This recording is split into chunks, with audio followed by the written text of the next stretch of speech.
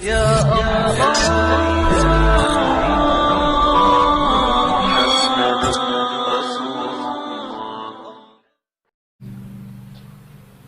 আলোচনার সূচনায় সূরা মারিয়ামের দুটি আয়াত আমি তেলাওয়াত করেছি, যার মধ্যে আল্লাহ রাব্বুল আলামিন বান্দাকে তিনটি আমলের কথা বলেছেন এবং জান্নাত দেওয়ার ওয়াদা করেছেন। জান্নাত দিবেন এই ওয়াদা কে করেছেন? জান্নাত তো বান্দার জন্য, কিন্তু অনুগত না অবাধ্য? বলুন, কোন বান্দা জান্নাত পাবে? বাধ্যগত না অবাধ্যগত? বাধ্যগত। অনুগত যে বান্দা, আল্লাহ তাকে জান্নাত দিয়ে দিবেন। আল্লাহ রাব্বুল আলামিন এই কালামে হাকিম আল কুরআন আল কারীম এই মানব মণ্ডলীর জন্য, মানব মণ্ডলী যেন একটি পথ খুঁজে পায়, একটি রাস্তা যেন খুঁজে পায়, যে রাস্তা দিয়ে বান্দা সোজা জান্নাতের পথ খুঁজে পাবে। এই জন্যই তো এই কালামে হাকিম আল্লাহ পাক আমাকে আপনাকে দিয়েছেন, নাজিল করেছেন। এবং এই কিতাব থেকেই সকল সমাধান নিয়ে, সকল প্রশ্নোত্তর প্রস্তুত করে আমাকে আপনাকে আখিরাতের পাথেয় সংগ্রহ করে এই দুনিয়া থেকে বিদায় হতে হবে। সকল ফয়সালা যে কিতাবে পাওয়া যায়, সেই কিতাবের নাম কি বলুন? বলুন, সেই কিতাবের নাম কি? কোরআন। আমরা কোরআন দিয়ে নামাজ পড়ি, কোরআন দিয়ে সংসদ অধিবেশন শুরু করি, কোরআন দিয়ে আমরা বিভিন্ন কাজ যখন উদ্বোধন হয় তখন তেলাওয়াত দিয়ে শুরু করি। এতটুকু শ্রদ্ধা এ পর্যন্ত আছে। সামনে কি হবে আল্লাহই জানে। তবে যেভাবে খ্রিস্টান মিশনারি, ইসকন, হিন্দু বৌদ্ধ খ্রিস্টান ঐক্য পরিষদ, তারা যেভাবে মাস্টার প্ল্যানের সামনের দিকে এগিয়ে যাচ্ছে, আমাদের মাহফিলে এসে অন্য ধর্মের মানুষ ইসলাম কবুল করলে এটাকে রীতিমতো বলা হচ্ছে ধর্মান্তরিতকরণ। আর অনেক মুসলিম পরিবারকে খ্রিস্টান মিশনারি খ্রিস্টান বানিয়েছে। এমন পরিবার আছে না নাই? আসতে বলবেন না, আছে না নাই? আছে। তারা তাদের মিশনারি চালাবে, ইসকন তাদের কার্যক্রম চালাবে, এতে কোনো বাধা নেই। অথচ আমরা যে দেশে বসবাস করছি সেই দেশের মুসলমান শতকরা হলো 90 জন। কতজন? 90% অধ্যুষিত বাংলার জমিনে দিন প্রচারে যদি কোনো কেউ বাধা সৃষ্টি করতে চায়, আমি তো আমার ভাষায় বলি, মুসলিম পরিচয় হলো, তার কাম হলো ফেরাউন হামানদের মতো। আসতে বলবেন না, জোরে বলুন, ঠিক কিনা? কিন্তু কোরআনটা কার? নাজিল করেছেন কে? এটাকে কেউ চাপায় রাখতে পারবে? আল্লাহর দিনকে কেউ নিভিয়ে দিতে পারবে? পারবে না, কখনোই সম্ভব হবে না। আল্লাহ রাব্বুল আলামিন বলেন, ইউরিদুনা লিইউতফিউ নূরাল্লাহি বিআফওয়াহিহিম ওয়াল্লাহু মুতিম্মু নূরিহি ওয়ালাউ কারিহাল কাফিরুন।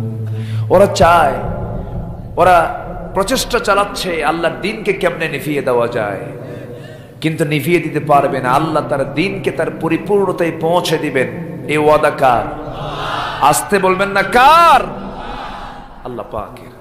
কাফিরদের সহ্য হবে না, মুশরিকদের সহ্য হবে না, কিন্তু ওদের কার্যক্রম ওরা চালিয়ে যাবে। কিন্তু আমরা মুসলমান, আমাদের বসে থাকা যাবে না কাজে থাকতে হবে? বসে থাকা যাবে না কাজে থাকতে হবে? আল্লাহ বসে থাকতে বলেছেন না কাজ করতে বলেছেন? কাজ করতে বলেছেন, আমল করতে বলেছেন। সম্মানিত ভাইয়েরা, সম্মানিত বন্ধুগণ, সেই আল্লাহর দ্বীনকে নিভিয়ে দেবার জন্য সব যুগেই, সব জনপদেই একটা পক্ষ বিরোধিতার জন্য সর্বাত্মক চেষ্টা চালিয়েছে এবং তাদেরকে মোকাবেলা করার জন্য আবার কিছু পরহেজগার তাওহীদি চেতনা লালনকারী কিছু আল্লাহর গোলামও ঝাঁপিয়ে পড়েছে, ঠিক কিনা? এই দ্বন্দ্ব আজকের না আগের? আজকের না আগের? এই দ্বন্দ্ব ছিল, আছে, থাকবে। আমরা টিকে থাকবো বাতিলের পক্ষে না হকের পক্ষে? বাতিলের পক্ষে না হকের পক্ষে? হকের পক্ষে। সম্মানিত ভাইয়েরা, সম্মানিত বন্ধুগণ,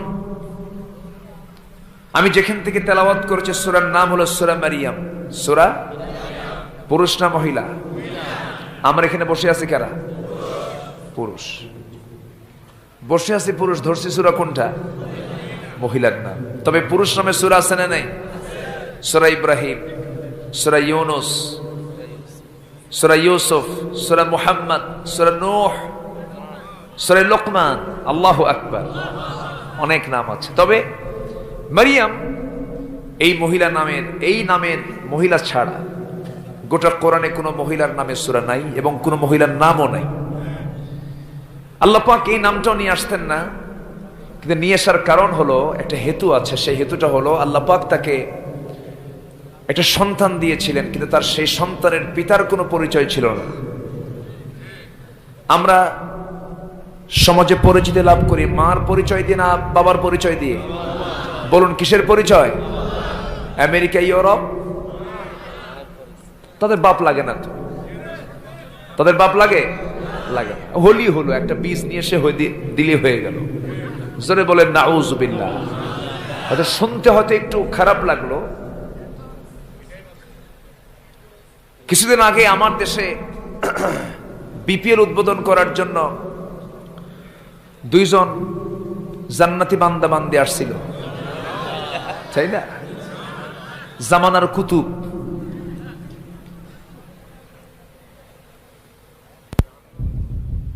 ওই এক অভিনেতা এসেছিল, তার বিয়ে আজ পর্যন্ত হয়নি, প্রায় 60-এর কোঠায় বয়স, এখনো উনি বিয়ে করতে পারলেন না। উনি বিয়ে করবেন না, উনি নাকি বিয়ে ছাড়াই নাকি বাপ হয়ে গেছে। কি কথা কি বোঝা যায়? এই হচ্ছে আজকের, মানে কি বলবো আমি, প্রগতির দাবিদার বলে আমরাই প্রগতি, আমরাই উন্নতি, আমরাই অগ্রগতি। ওদের জীবনের সাথে আর কুকুরের জীবনের সাথে কোনো তফাৎ নেই। আসতে বলবেন না, জোরে বলুন ঠিক কিনা? সম্মানিত ভাইয়েরা, তো মারিয়াম বিনতে ইমরান আলাইহিস সালাতু ওয়াস সালাম, আল্লাহ পাক তাকে একটা সন্তান দিয়েছিলেন। সন্তান দিয়েছেন বটে, কিন্তু পিতার কোনো পরিচয় নেই। আল্লাহ কি পারেন না? আদমের বাপের নাম কি? অনেকে চুপ করে হয়তো চিন্তা করছেন, বাপ কি আছে? যে আল্লাহ তাআলা আদম আলাইহিস সালাতু ওয়াস সালামকে পিতৃহীন করে সৃষ্টি করতে পারেন, তিনি কি ঈসা আলাইহিস সালাতু ওয়াস সালামকে পারেন না? অবশ্যই পারেন। সেজন্য তিনি পিতৃহীন সন্তান করে তাকে পাঠিয়েছেন দুনিয়াতে। এখন তার তো পরিচয় বহন করতে হবে একজনকে দিয়ে, এই জন্য তার প্রয়োজন হলো মাকে। ঈসা ইবনু মারিয়াম, ঈসা ইবনু মারিয়াম। এইদিকে লক্ষ্য করে খ্রিস্টানরা বলে ঈসা হলো আল্লাহর ছেলে। জোরে বলুন নাউজুবিল্লাহ। ঈমান আছে? ঈমান আছে? আহলে কিতাব বলেও কি কোনো লাভ আছে? ইহুদিরা বলে ওজাইর হলো আল্লাহর ছেলে। দুটার ভিতরে শিরকের ছোঁয়া ঢুকে গেছে। মহান রব্বুল আলামিন তাদের চরিত্র সম্পর্কে আল্লাহ রব্বুল আলামিন আরো স্পষ্ট করেছেন। ওয়াকালাতিল ইয়াহুদু উযাইরুন ইবনুল্লাহ ওয়াকালাতিন নাসারাল মাসীহু ইবনুল্লাহ যালিকা কাওলুহুম বিআফওয়াহিহিম يضاهئون قول الذين كفروا من قبل জোরে বলি আল্লাহু আকবার। এই দুনিয়াতে ফার্স্ট পজিশনে বৌদ্ধ জাতি, সেকেন্ড পজিশনে খ্রিস্টানরা বলে ঈসা হল আল্লাহর ছেলে। ইহুদিরা তারা বলে উযাইর হল আল্লাহর ছেলে। এই সমস্ত কথাগুলো তারা কোথায় পেয়েছে? কোথাও পায়নি, তাদের মস্তিষ্ক প্রসূত কল্পনা করে কথাগুলো বলেছে। কিন্তু আল্লাহর কি এমন কোন সন্তানাদি আছে নাকি? আল্লাহর কোন পরিবার আছে নাকি? আমার আল্লাহর পরিচয় জানার জন্য একটি সুন্দর সূরায় যথেষ্ট। সবে আমার সঙ্গে ঠোঁট মিলিয়ে বলুন, কুল হুয়াল্লাহু আহাদ আল্লাহুস সামাদ লাম ইয়ালিদ ওয়া লাম ইউলাদ ওয়া লাম ইয়াকুল লাহু কুফুয়ান আহাদ। কোন সূরা? সূরাটা কি খুব বড়? ছোট্ট সূরা। দেখবেন কিছু মরিচ আছে, মরিচ এত বড় মরিচ 10টা খেলেও ঝাল লাগে না। আর কিছু মরিচ আছে ছোট্ট মরিচ, ওই যে উল্টা দিকে হয়, আছে না? উল্টা মরিচ আছে না? এক কামড় দিলে টের পাওয়া যায় 3 দিন। কি ঝাঁঝ রে বাবা! যদিও ছোট্ট সূরা, কিন্তু এই সূরা ইখলাস হচ্ছে গোটা কোরআনের 3 ভাগের 1 ভাগ। জোরে বলি সুবহানাল্লাহ। কার পরিচয় পাওয়া যায়? আসতে বলবেন না, কার পরিচয়? আমরা প্রথমেই জানবো আগে কার পরিচয়? আল্লাহর পরিচয়। আল্লাহকে জানতে হবে, আল্লাহকে বুঝতে হবে, আল্লাহকে ভয় করতে হবে। আল্লাহর সামনে আমাকে আপনাকে হাজিরা দিতে হবে। আমি আপনি একদিন দুনিয়া থেকে বিদায় হয়ে যাব, বিচারের মুখোমুখি হব আমি। আল্লাহ আমার আপনার বিচার করবেন। এই বিচার দিবসের মূল মালিকানা কার? মূল বিচার কে করবেন? আসল বিচারক কে? বিচার যে করবেন কোনো সন্দেহ আছে নাকি? কোনো সন্দেহ নেই। এই দুনিয়ার সংসার শেষ হয়ে যাবে, আমি আপনি একদিন দুনিয়া থেকে বিদায় হয়ে যাব। মৃত্যুর মধ্য দিয়ে সব ফয়সালা হয়ে যাবে, আমলের ধারা বন্ধ হয়ে যাবে। আমার আমল নামার ডান হাতে অথবা বাম হাতে নিয়ে হাজিরা দিতে হবে। সে হাসরের ময়দানে উঠতে হবে। আল্লাহ তাআলা বান্দার সকল বিষয়ে প্রশ্ন করবেন, বিচার করবেন। এমন সূক্ষ্ম বিচার হবে। কোরআনে কারীমের ভিতরে একটা আয়াত আমার কাছে সবচেয়ে কঠিন মনে হয়, ফামান ইয়া'মাল মিসকালা যাররাতিন খায়রান ইয়ারাহ ওয়া মান ইয়া'মাল মিসকালা যাররাতিন শাররান ইয়ারাহ। যে বান্দা বিন্দু পরিমাণ অনু পরিমাণ ভালো কাজ করবে তাও সেদিন সে দেখতে পাবে, বিন্দু পরিমাণ খারাপ কাজ করবে তাও সে দেখতে পাবে। যাররা হলো যা চোখে দেখা যায় না এমন কিছু বিষয়।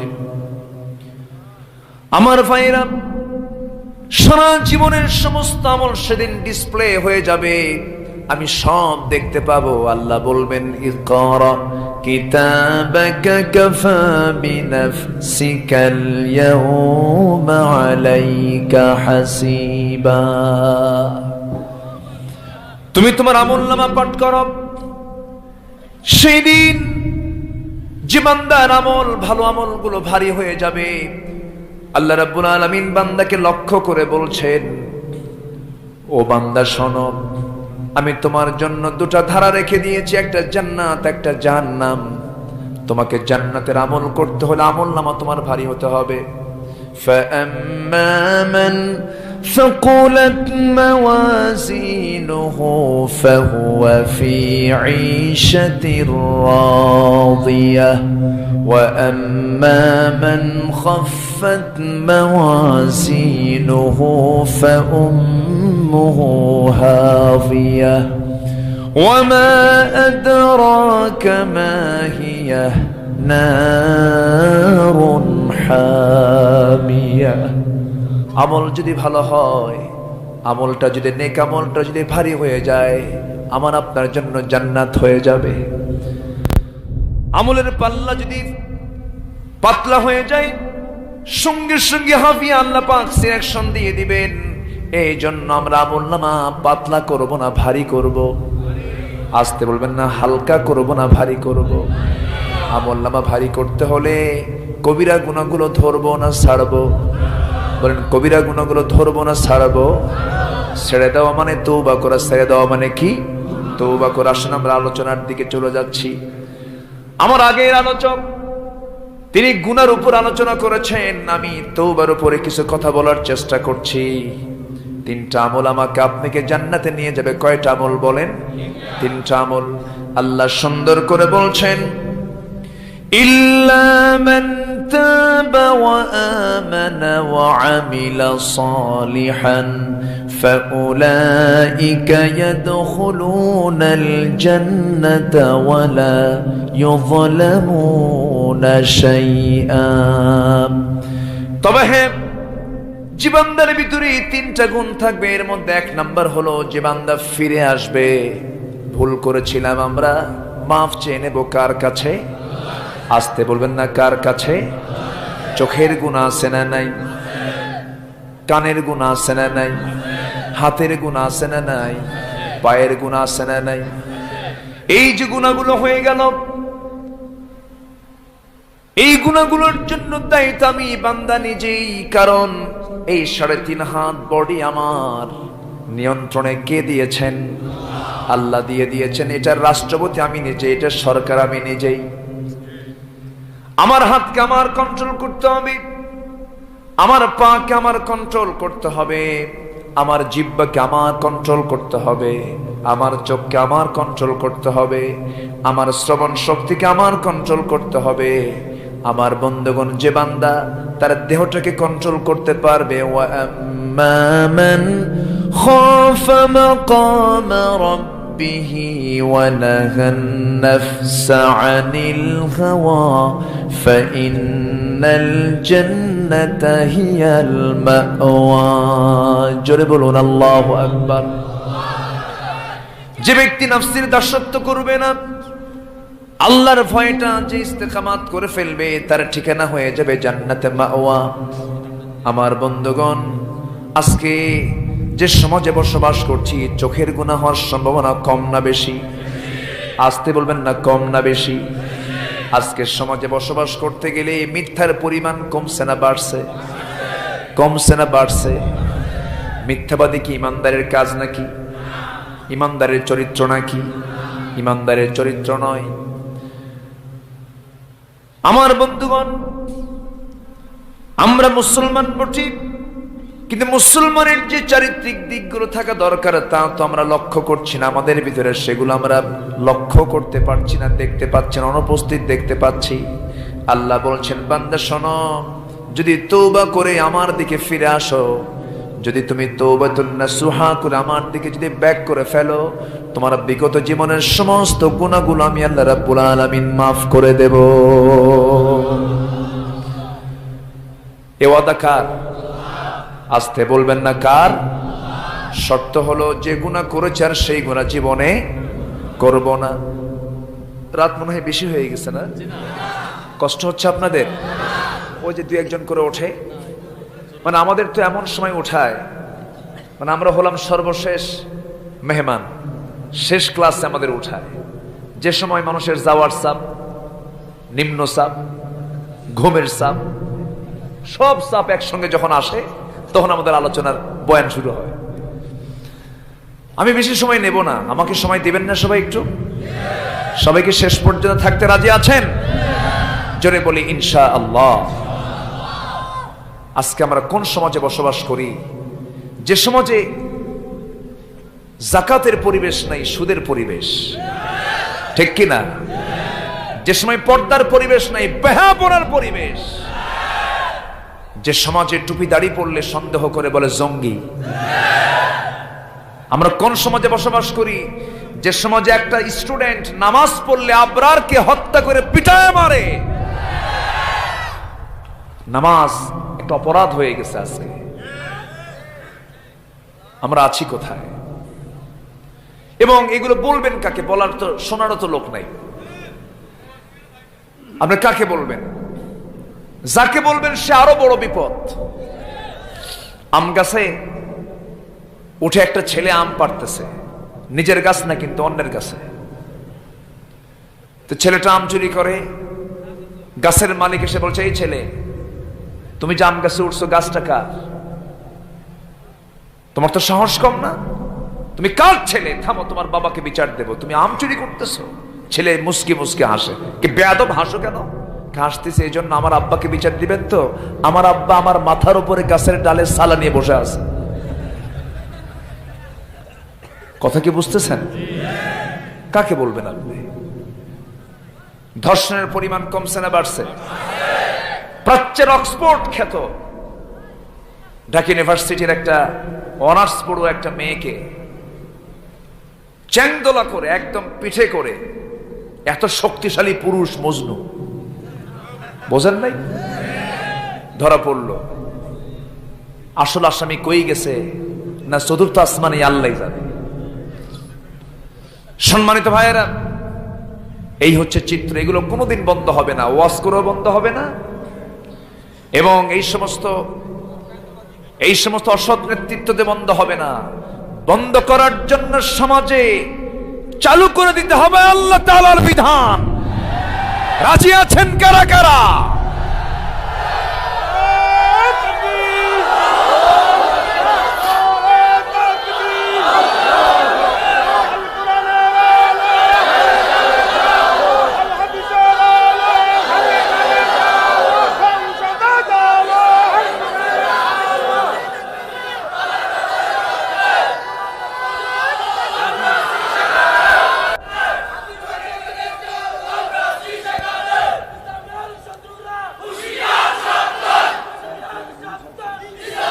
আল্লাহ সবার হাতকে কবুল করুন, জোরে বলি আমিন, আরো জোরে আমিন। সম্মানিত ভাইয়েরা, সম্মানিত বন্ধুগণ, আমার দেশের সম্পদ কি কম? আমার দেশের কোনো অভাব নেই, বলি আলহামদুলিল্লাহ। আমার দেশে নদী আছে, সমুদ্র আছে, খাল বিল ঝিল পাহাড় পর্বত সব আছে। রয়েছে সোনার চৌক, খাঁটি এত সুন্দর মাটি পৃথিবীর কোথাও নাই, বলি আলহামদুলিল্লাহ। আছে সুন্দর বনাঞ্চল, সমতল, সব কিছু এত প্রাকৃতিক সৌন্দর্যে একটি ঘেরা আমার এই সোনার বাংলা। সবই ঠিক ছিল, সবই আছে, কিন্তু আমি যেটা লক্ষ্য করি, আমার চোখে যেটা সবচেয়ে বেশি ধরা পড়েছে, সেটা হলো শুধুমাত্র সৎ নেতৃত্বের অভাব রয়েছে, ঠিক কিনা? আজকে যদি সঠিক একটি নেতৃত্ব জাতি পেত, গোটা পৃথিবীর বুকে বাংলাদেশ বুক উঁচিয়ে থাকতো। এই জন্য বঙ্গবন্ধু শেখ মুজিবুর রহমান ৭৫-এর জানুয়ারিতে একটা ব্রিফ করেছিলেন। তিনি বললেন যে আমি বিদেশ থেকে টাকা ভিক্ষা করে আনি দেশের জন্য, আর আমার চোররা সব খাইয়া শেষ করে। সেই চোর তো নাই, চোরের আওলাদ আছে না নাই? আসতে বলবেন না, আছে না নাই? শুধু লুটপাট চলছে, দেশে টাকা নেই, সব চলে যাচ্ছে বাইরে। সম্মানিত ভাইয়েরা, আমরা শুধু চাপাবাজে বিশ্বাসী। চাপা আছে, চাপাতে কেউ পিছে নাই, কাজ থাকুক আর না থাকুক। এক কানা হাইকোর্টের সামনে দাঁড়ায় ন্যাংরাকে বলতেছে, ন্যাংরা, কানার চোখ নাই, ন্যাংরার পা নাই। কানা বলে ন্যাংরাকে, ন্যাংরা দেখছো হাইকোর্টে দেখতে কত সুন্দর না? ন্যাংরাকে তোর চোখই নাই, মাল লাগতি, ওদিকে ওর ঠ্যাং নাই। কথা বোঝেন নাই? এই দুইজনের কথা শুনে এখন পাশে দাঁড়ায় আছে এক ফকির। ফকির বলে ন্যাংরাকে, তুই ওরে মার লাগতি, যত টাকা লাগে আমি দেব, ওর টাকা নাই। কিন্তু কথায় এগিয়ে আছে। সম্মানিত ভাইয়ের, আল্লাহ কথা চান না কাজ চান? আল্লাহ কথা চান না কাজ চান? কাজ চান। আমরা কাজ করব, আমরা আমল করব। আমরা এই দুনিয়াতে কেন এসেছি, কি জন্য এসেছি, আল্লাহ বান্দাকে তার উদ্দেশ্য জানিয়ে দিচ্ছেন। বান্দা উদ্দেশ্য জেনে নাও, কেন জীবন দিলাম, মৃত্যু দিলাম, কেন মৃত্যু দিলাম, জীবন দিলাম, এর উদ্দেশ্য কি? জেনে নাও মহান রব্বুল আলামিন সূরা মুলকের ভিতরে বলছেন হুয়াল্লাযী খালাকাল মাউতা ওয়াল হায়াতা লিয়াবলুয়াকুম আইয়ুকুম আহসানু আমালান ওয়া হুয়াল আজিজুল গফুর। তিনি সেই মহান সত্তা যিনি মৃত্যু এবং জীবন সৃষ্টি করেছেন যেন তিনি বুঝে নিতে পারেন তোমাদের মধ্যে কোন কোন বান্দাগুলো ভালো আমল করে যেতে পারে। জোরে বলি সুবহানাল্লাহ। আমরা ভালো আমল করব না খারাপ আমল করব?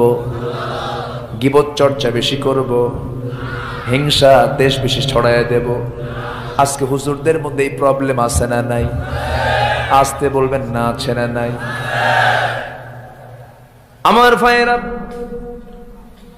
কেমন যেন একটু শৃঙ্খলপূর্ণ পরিবেশ আমরা লক্ষ্য করি। কেউ কাউকে সহ্য করতে পারি না, কেউ কাউকে আমরা মনটা বড় করে গ্রহণ করতে পারি না। কোনো বান্দার যখন আমরা কোনো কিছু দেখতে যাব, খারাপ দেখবো না ভালো দেখব? ভালোটা দেখে ভালোর প্রশংসা করব আমি। এটাই তো মানুষের উচিত, এটাই ইমানদারের উচিত। আল মুমিন কামিরআতিল মুমিন, মুমিন হলো মুমিনের আয়না। মান সাতারা মুসলিমান সাতারাহুল্লাহু ইয়াউমাল কিয়ামা, যে ব্যক্তি কোনো মুসলমানের ব্যক্তিগত দোষকে আড়াল করবে, আল্লাহ কিয়ামতের দিন ওই বান্দার দোষকে আড়াল করে তাকে জান্নাত দিয়ে দিবে। কিন্তু এখন গীবতের ছড়াছড়ি আছে না নাই?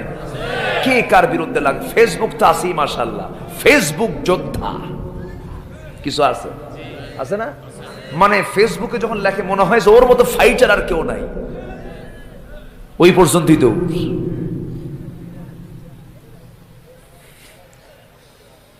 সম্মানিত ভাইয়েরা, সব টুপি কিন্তু আসল টুপি না, সব দাড়ি কিন্তু আসল দাড়ি না।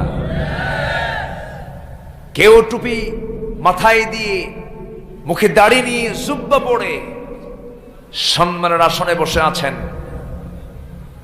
কোনো বাধা নাই, কোনো কষ্ট নেই, কোনো বিপদ নেই, কোনো পরীক্ষা নেই। আবার কিছু কিছু টুপি দাড়ি নিয়ে দ্বীনের পরিবেশটাকে রক্ষা করতে গিয়ে যুগের পর যুগ মানবতার জীবন যাপন করছেন চার শিখের দেওয়ালের ভিতরে। আছে না নাই? সব টুপি একরকম নয়। আমার নবীর পিছনে মুসল্লি ছিল না কিছু? যে মুসল্লির শুধু নামাজ শুধু হয়েছে, সেজদা দিয়েছে, কিন্তু সেই সেজদা আল্লাহর দরবারে কবুল হয় নাই। আমার ভাইয়েরা, আমার বন্ধুগণ, আমাকে আপনাকে চেঞ্জ হতে হবে। আমাকে আপনাকে হৃদয়টাকে বড় করে হৃদয়ের রাজ্যে আমরা বিজয়ী হতে চাই। আমরা কৃপণতা পরিহার করব, আমরা গীবত পরিহার করব, আমরা চগলখড়ি পরিহার করব, মিথ্যাবাদ পরিহার করব। এই সমস্ত মানবীয় দুর্বলতা, যে সমস্ত দোষাবলী, এগুলোকে বর্জন করে আল্লাহ রাব্বুল আলামিন বলছেন, বান্দা যদি তুমি ফিরে আসতে পারো, তোমার যত বড় গুনাহ হোক না কেন, আমার কাছে ফিরে আসলে আমি তোমাকে মাফ করে দেব। আল্লাহ রাব্বুল আলামিন কোন কোন বান্দার কোন কোন গুণকে পছন্দ করেন সুন্দর করে সূরা তাওবার ভিতরে তাও বলে দিয়েছেন। التائبون العابدون الحامدون السائحون الراكعون الساجدون الآمرون بالمعروف والناهون عن المنكر والحافظون لحدود الله وبشر المؤمنين। জোরে বলুন আল্লাহু আকবার। 9টি গুণের ভিতরে 1 নম্বর গুণ হলো যে বান্দা ফিরে আসবে কার দিকে? আসতে বলবেন না, কার দিকে ফিরে আসবে? ভুল করেছি, নামাজ পড়ি নাই, আজকে থেকে নামাজ আর ছাড়বো না। হারাম ব্যবসা করেছি, আর হারাম ব্যবসা করব না। মার সঙ্গে নাফরমানি করেছি, আর মার সঙ্গে নাফরমানি করব না। বাবার সঙ্গে ঝেংটে ঝেংটে কথা বলেছি, আর জীবনে এরকম করে কথা বলবো না। কর্মচারীর সঙ্গে খারাপ আচরণ করেছি, আর করব না। আমি আমার অধীনস্থর সঙ্গে আমি বিমাতার সুলভ আচরণ করেছি তার করব না, এইরকম করে যদি তওবাতান নাসুহা করে যদি কোনো বান্দা ফিরে আসে, কোনো বান্দা যখন আল্লাহর দিকে এক হাতে গিয়ে আসে, আল্লাহ তার দিকে 10 হাতে গিয়ে যান। আর যখন বান্দা আল্লাহর দিকে হেঁটে হেঁটে আসে, আল্লাহ তার দিকে দৌড়ে দৌড়ে যান। জোরে বলি সুবহানাল্লাহ, আরো জোরে বলি সুবহানাল্লাহ। আমার ভাইরা, ফিরে আসতে হবে আল্লাহর দিকে। আল্লাহ তো বান্দা কি তার বান্দা হয়ে তার পথে দাখিল হতে বলছেন। খুব কমন একটা আয়াত, আমার সঙ্গে ঠোঁট মিলিয়ে বলুন, ইয়া আইয়াতুহান নাফসুল মুতমাইন্নাতু ইরজিই ইলা রাব্বিকি রাদিয়াতাম মারদিয়াহ ফাদখুলি ফি ইবাদি ওয়াদখুলি জান্নাতি। আমার বান্দা হয়ে যাও, আমার জান্নাতে প্রবেশ করো। আজকে তোমাকে কেউ বাধা দেবে না। শর্ত হলো সম্পূর্ণ সারেন্ডার করতে হবে। কার কাছে? আসতে বলবেন না, কার কাছে? এই জায়গায় কোনো যুক্তি উপস্থাপন করা যাবে, কোনো শর্ত জড়িয়ে দেওয়া যাবে?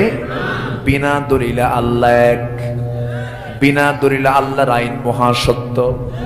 কোনো তর্ক বিতর্ক করা যাবে? জেনার শাস্তি আছে না নাই? চুরির শাস্তি আছে না নাই? আছে না নাই? হত্যার শাস্তি আছে না নাই? মদ্যপানের শাস্তি আছে না নাই? মদ খাওয়া হালাল না হারাম? আসতে বলবেন, হালাল না হারাম? হারামটা কে করেছেন? এখন তো প্রশাসনের বিভিন্ন অফিসের সামনে এলাকা থেকে মাদককে না বলুন, মাদককে না বলুন। এটা কি কোরআনের আয়াত না? কিন্তু মাদককে না বলুন, এই কথা বলি মদ কখনো বন্ধ হবে না। জঙ্গিবাদ কি না? জঙ্গিবাদের ব্যাপারে কি বলে না? জঙ্গিবাদকে প্রতিহত করুন।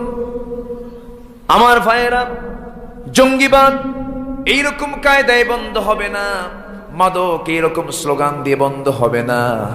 আল্লাহ রাব্বুল আলামিন জঙ্গিবাদের বিরুদ্ধে আয়াত দিয়েছেন, মদের বিরুদ্ধে আয়াত দিয়েছেন, সুদের বিরুদ্ধে আয়াত দিয়েছেন, ঘুষের বিরুদ্ধে আয়াত দিয়েছেন, জিনার বিরুদ্ধে আয়াত দিয়েছেন, হত্যার বিরুদ্ধে আয়াত দিয়েছেন। সারা জীবন রমজান যখন চলে আসে আমরা এই আয়াতটা মুখস্থ করেছি, কুতিবা আলাইকুমুস সিয়াম।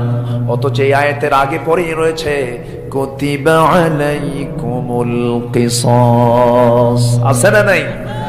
সিয়ামের শুধু ওয়াজ হয়, কিসাসের ওয়াজ হয় না। আবার কুতিবা আলাইকুমুল কিতাল, তোমাদের জন্য সংগ্রাম কি ফরজ করে দেওয়া হয়েছে, তারও কোনো ওয়াজ হয় না। কারণ সংগ্রাম করতে গেলে রক্ত যাবে, আর কিসাসের হুকুমটা সমাজে জারি করতে গেলে জীবন নাশের হুমকি আছে। এই জন্য ওইদিকে যায়, ওইদিকে না যায়, না খেয়ে থাকে, শুধু রোজা থাকে। আমার ভাইয়েরা, সবগুলো মানতে হবে, কোন আয়াতকে প্রত্যাখ্যান করা যাবে না। মাদককে না বলুন এই কথা বলে শুধু বন্ধ হবে না। গত পরশুদিন আমার মাহফিল ছিল উখিয়া, কক্সবাজারের উখিয়া। উখিয়াতে কারা আছে এখন? রিফিউজিরা আছে না? ওই মায়ানমার থেকে এসেছে, রোহিঙ্গারা এসেছে, এই রিফিউজি গুলো এসেছে। তারা অধিকাংশ মুসলমান, সেখানে খ্রিস্টানরা কাজ করছে, অনেকে খ্রিস্টান হয়ে যাচ্ছে। এদিকে কোনো খেয়াল নেই। সেই উখিয়াতে এখন সবচেয়ে জমজমাট কারবার হলো ওই কি বলে, একজন সম্রাট আছে সেখানে। যাই হোক, মানে ছোট ছোট বিচি, ওগুলো ওর বলে যে আমরা কি, আপনারা কি করেন? আমরা বিচির বিজনেস করি। কিসের বিজনেস? বিচি, মানে ইয়াবা বলে না। তেইজে নেশার ব্যবসাগুলো করে, অনেকে নেশার কারবার গুলো করছে। ইউরোপ এবং আমেরিকার চাল হচ্ছে মুসলমানদের ইমানকে ধ্বংস করার জন্য আমরা কোন অস্ত্র দিয়ে এদেরকে মোকাবেলা করতে পারবো না। অ্যাটম বোম পারবে না, অস্ত্র পারবে না।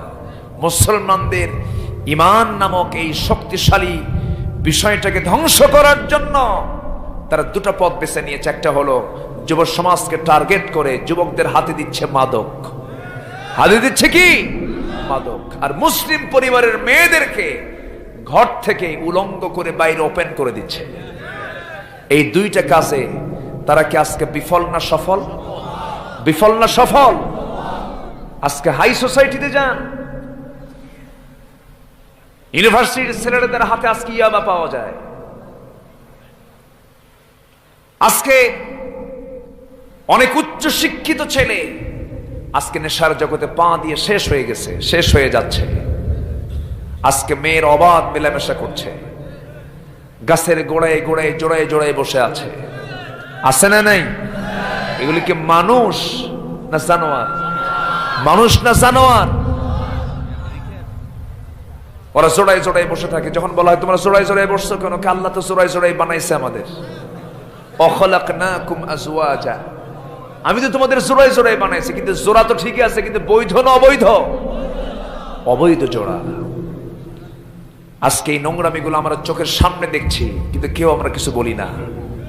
এগুলোর বিরুদ্ধে কথা বলার দরকার আছে না নাই?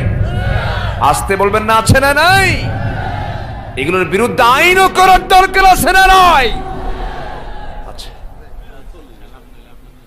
সম্মানিত ভাইয়েরা, আল্লাহ পাক একটা টিম দেখতে চান, আল্লাহ পাক একটা দল দেখতে চান। যেই দল কি করবে, যেই দলের কাজ হবে কি, ওয়ালতাকুম মিনকুম উম্মাতুন ইয়াদউনা ইলাল খায়রি ওয়া ইয়া'মুরুনা বিল মা'রুফি ওয়া ইয়ানহাউনা আনিল মুনকার। জোরে বলি আল্লাহু আকবার। তোমাদের ভিতরে এমন একটি দল থাকতে হবে যে দল মানুষকে সৎ কাজের আদেশ দেবে, অসৎ কাজের বাধা প্রদান করবে। এই কাজটি যখন আপনি করতে যাবেন তখন বিপদ মুসিবত আছে না নাই? আসতে বলবেন না, আছে না নাই? বিপদ কি বান্দার জন্য কোনো বিপদের কারণ নাকি? না, বিপদ তো কোনো বিপদ নাই। বিপদ হলো রহমত। বিপদ কি? কিন্তু আমার আপনার জন্য বিপদ হলো গুনাহ। গুনাহ করলে বিপদ হয়ে যাবে, কারণ গুনাহ করলে পরে জাহান্নাম আছে না নাই? বলেন। ইমানদার যার নাম, তার বিপদ আসতেই পারে, বিপদ হবেই, কারণ ভালো কাজ করতে গেলে সেই বিপদের সম্মুখীন হয়ে যাবে। ভালো কাজ আপনি করতে যাবেন, যারা খারাপ পক্ষের লোক তারা তো আপনার বিরুদ্ধে প্রাচীর হয়ে দাঁড়াবেই। কিন্তু এই কাজ তো আমাকে করতে হবে, পিছপা হওয়া যাবে না। ইল্লা তানফিরু يعذبكم عذابا أليما ويستبدل قوما غيركم ولا تضروه شيئا। যদি পালাও, বিকল্প একটা জাতি তোমাদের উপরে চাপিয়ে দিবেন, তোমরা তাদের কোনো ক্ষতি করতে পারবে না। অতএব আমাদের দায়িত্ব হলো এই জমিনে কার দিন কায়েম করা? আসতে বলবেন না, কার দিন কায়েম করা? আল্লাহর দিন কায়েম করা। এই সংগ্রামে পিছপা হওয়া যাবে না। এই সংগ্রামের সব নবী শামিল ছিলেন, কোন নবী সংগ্রাম থেকে পিছপা হন নাই। কোন নবীর কথা আপনি বলবেন? আমাদের রাসূলকে আল্লাহ রাব্বুল আলামিন কেন পাঠিয়েছেন? প্রশ্ন করুন কোরআনকে, কোরআন সুন্দর করে জবাব দিচ্ছে। হুয়াল্লাযী আরসালা রাসূলাহু বিল হুদা ওয়া দীনিল হক লিইয়ুযহিরাহু আলাদ-দীনি কুল্লিহি ওয়া কাফা বিল্লাহি শাহীদা। আরেক জায়গায় আল্লাহ রাব্বুল আলামিন বলছেন, هو الذي أرسل رسوله بالهدى ودين الحق ليظهره على الدين كله ولو كره المشركون। জোরে বলি আল্লাহু আকবার।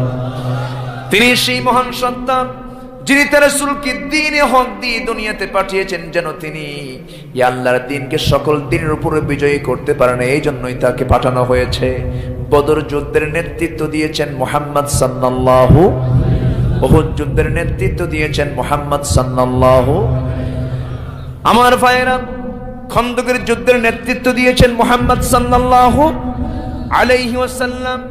এই যে বিশাল বিশাল বড় বড় যুদ্ধ রাসূলকে করতে হলো, আমার ভাইরা, আমরা তাহাজ্জুদের জন্য পেরেশান হব ঠিক আছে, আমরা সুন্নতের জন্য পেরেশান হব ঠিক আছে, আমরা নামাজ পড়ব ঠিক আছে, কিন্তু জিহাদ কি ইসলামের কি কোনো অংশ নয়? আজ তো অংশ নয়। আপনি জিহাদকে কেমনে উড়িয়ে দিবেন? আপনি এই পথটাকে আপনি কেমনে হালকা করে দুর্বল করে দেখবেন? রাসূলকে প্রশ্ন করা হলো, আইয়ুল ইসলামি খাইর। রাসূল বললেন, ইসলামের কোন কাজটা শ্রেষ্ঠ? এক নাম্বার হলো আসসালাতু আলা ওয়াক্তিহা, সময় মতো নামাজ আদায় করা।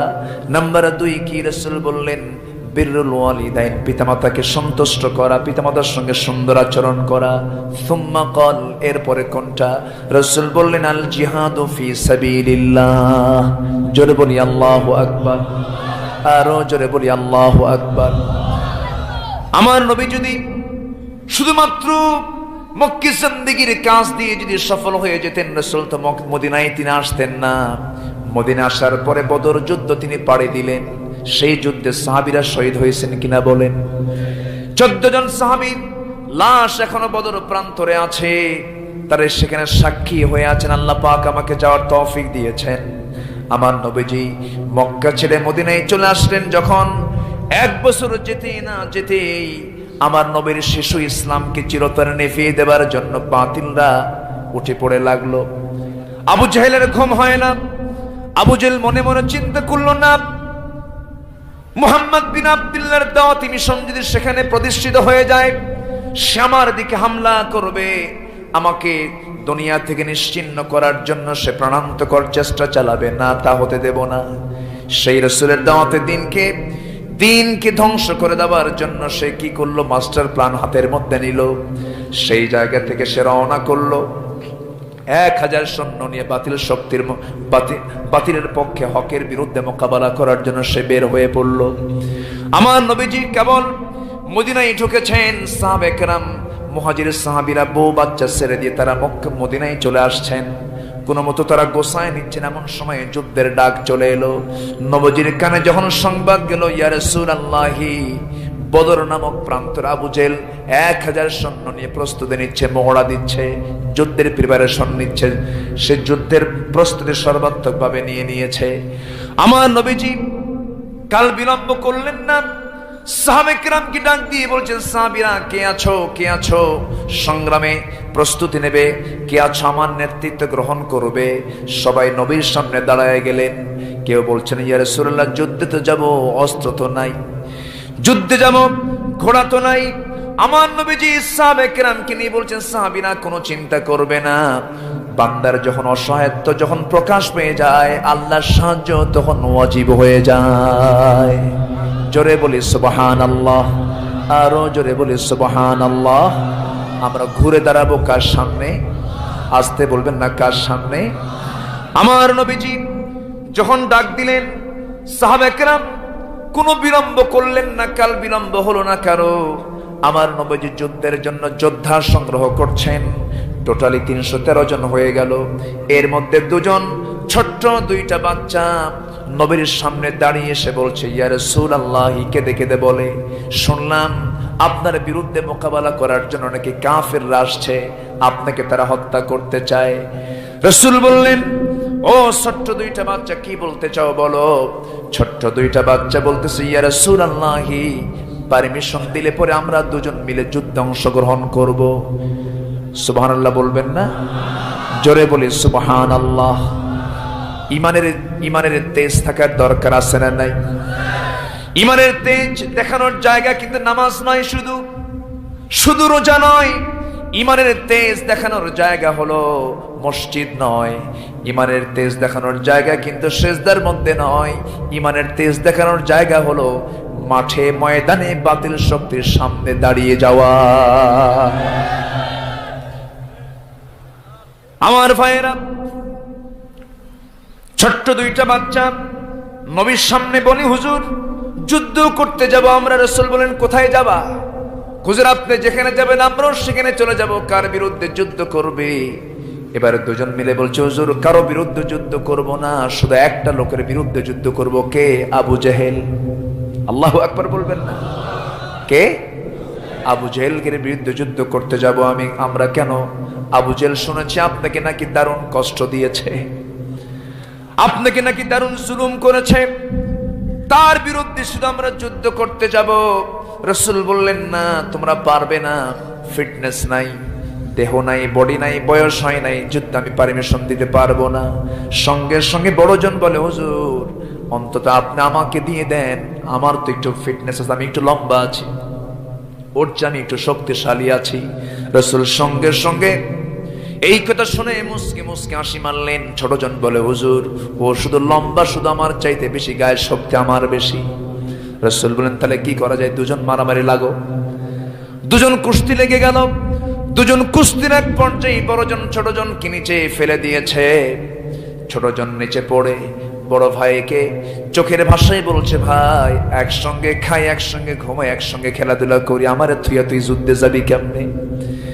তোর গায়ের শক্তি একটু কমায় দি, তোর বুকের উপর অন্তত একটা বার উঠে প্রমাণ করে বুঝায় দেই আমিও শক্তির দিক থেকে কোন অংশ কম নেই, তবুও তুই ভাই আমার জিহাদে যেতে আমারে বাধা দিস না, আমারে তুই সাথে নিয়ে যা। নবীজি টের পেয়ে গেলেন, ছোট্ট দুইটা বাচ্চাকে কোলের মধ্যে উঠায় নিলেন। আসমানের দিকে তাকিয়ে তাকিয়ে বলছেন, আল্লাহ, গায়ের শক্তি নাই কিন্তু ইমানের শক্তি দারুণ প্রবল। জোরে বলে সুবহানাল্লাহ। আমার নবীজি দুজনকে পারমিশন দিয়ে দিলেন। আমার ভাইরা, বদর যুদ্ধ এমন একটি যুদ্ধের নাম যে যুদ্ধে সাহাবাদের হাতে কোনো অস্ত্রই ছিল না বলা চলে, ঘোড়া ছিল না। মদিনা থেকে মাত্র 80 মাইল দূরে, ওইদিকে আবু জেহেল প্রায় 3.5 মাইল অতিক্রম করে লোহিত সাগরের পাশে দিয়ে এসে বদর প্রান্তরে সে দাঁড়ায় গেছে। যেই সাইডে দাঁড়িয়েছে সেই জায়গাটা হলো আঠাল মাটির জায়গা। আমার নবীজি সাহাবে কেরামকে নিয়ে 313 জন সাহাবী, যাদের ঘোড়া নাই, যাদের তরবারি নেই, খেজুরের ডাল হাতে নিয়ে তারা যুদ্ধ করেছেন। শুধুমাত্র ইমানের তেজস্বিকতাই তাদের বিজয় আল্লাহ পাক দিয়েছেন। জোরে বলে সুবহানাল্লাহ। সেই যুদ্ধের ময়দানে সাহাবায়ে কেরাম ছিলেন বালুর জায়গায়, বালুর ভিতরে হাঁটু গেড়ে যায়, বালুর ভিতরে হাঁটা কষ্ট হয়ে যায়। ওইদিকে সাহাবায়ে কেরাম বলছেন, ইয়া রাসূলুল্লাহি, যুদ্ধ করতে আসছি আমরা আল্লাহর পথে, আমরা হাঁটতে পারছি না, দারুণ কষ্ট হচ্ছে। কাফিররা, তাদের জায়গাটা হলো আঠাল মাটির জায়গা, কত সুন্দর তাদের কদমটা মজবুত হয়ে আছে। হে রাসূল, একটু আপনি আমাদের জন্য আল্লাহর কাছে দোয়া করুন, আমরা সেই দোয়ায় শামিল হয়ে যাচ্ছি। আমার নবীজি আল্লাহর দরবারে আকাশের দিকে তাকিয়ে দোয়া করলেন। সঙ্গে সঙ্গে আকাশে কালো মেঘ, ঘন মেঘ জমা হয়ে গেল, বৃষ্টি শুরু হয়ে গেল। বালুর উপরে যখন বৃষ্টির পানি পড়ে, বালুটা কাদা হয় না, শক্ত হয়, শক্ত হয়ে গেল। আর আঠাল মাটিতে যখন পানি পড়ে, তখন শক্ত হয় না, পিচ্ছিল হয়, পিচ্ছিল হয়ে গেল। সাহাবে কেরামদের গোসল হলো, কদমটা মজবুত হয়ে গেল, মুসলমানদের সাহায্য নাসিল হওয়া শুরু হয়ে গেল। ওদের গোড়ার পা পিছলে যায়, ওদের পা পিছলে যায়, যুদ্ধ শুরু হয়ে গেল। মুহূর্তের মধ্যে নাস্তানাবুদ করে মুসলমানদের বিজয় নিশ্চিত হয়ে গেল। জোরে বলে সুবহানাল্লাহ। বিজয় কেন নিশ্চিত হবে না? যুদ্ধ করতে এসেছেন তারা আল্লাহর পথে।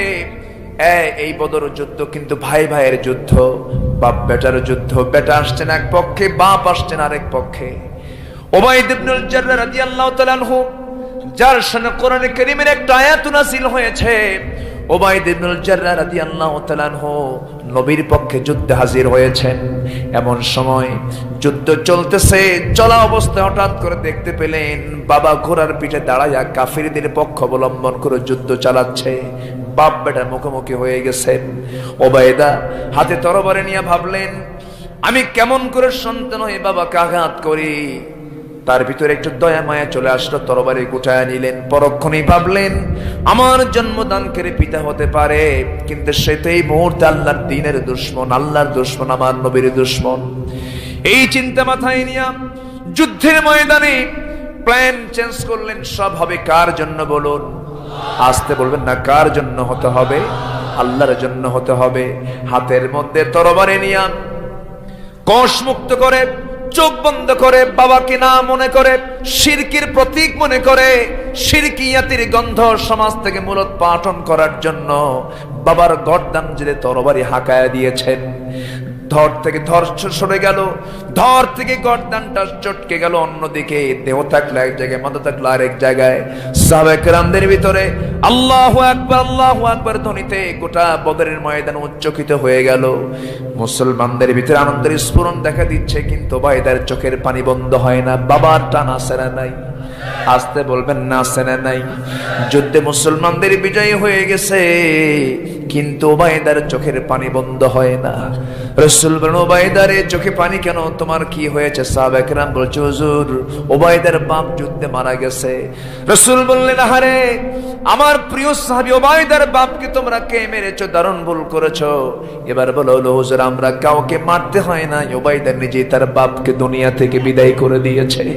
রাসূল বললেন, সাহাবীরা রে তোরা সাক্ষী থাক, ওবায়দা আমার বুকের মধ্যে আয় রে।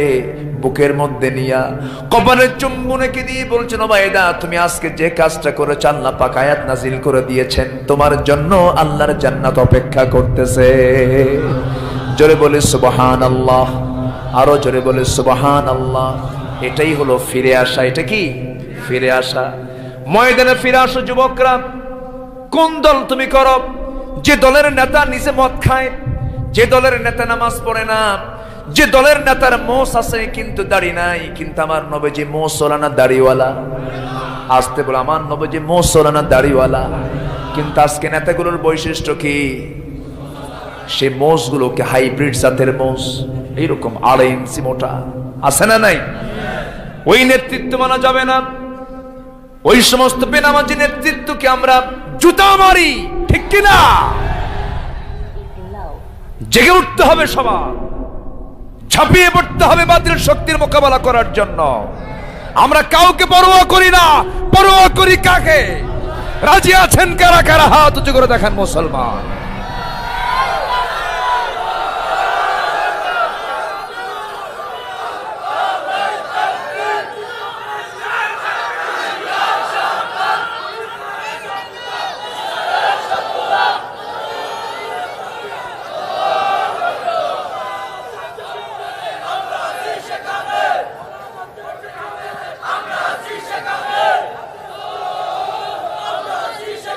আল্লাহ সবার হাতকে কবুল করুন, জোরে বলি আমিন। ঠাকঠুক কয়েকটা সেজদা মারলি জান্নাত পাওয়া যাবে না। অনেকে তো সস্তা জান্নাত পাওয়ার প্ল্যানে আছে, এত সস্তায় জান্নাত নাই, ঠিক কিনা? একজন লোক সারা জীবন জেলের মধ্যে পচে মরল, জেল খাটতে খাটতে তার জীবন পার হলো দ্বীন ইসলামের জন্য, আর তুমি 14 ইঞ্চি তোশকের উপরে বসে থাকো, দরবার তৈরি করে মুরিদ প্রোডাকশন দাও। এত সস্তা জান্নাত নয়। কষ্ট হচ্ছে? কথা বলবো? আমার দেশে পীর বেশি না মুরিদ বেশি? পীরই তো বেশি এখন, মুরিদ নাই। কো মুরিদ? মুরিদ থাকলে কি বেনামাজি থাকে নাকি? আছে না নাই?